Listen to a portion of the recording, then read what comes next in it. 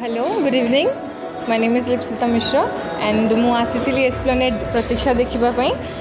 आउ मुझे overwhelming feel करुच्ची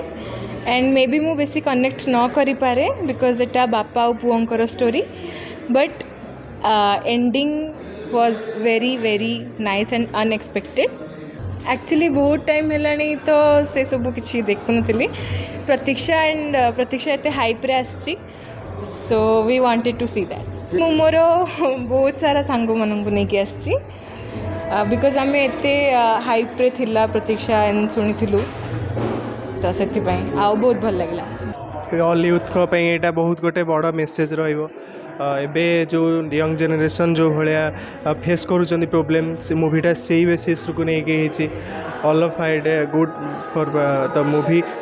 जी Odia industry को जी डाउन करूला ए मूवी बहुत आई थिंक बहुत हाइक कर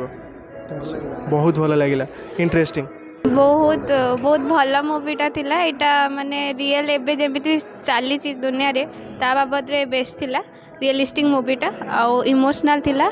माने फैमिली मूवीटा थिला बहुत भल लागला देखिकी।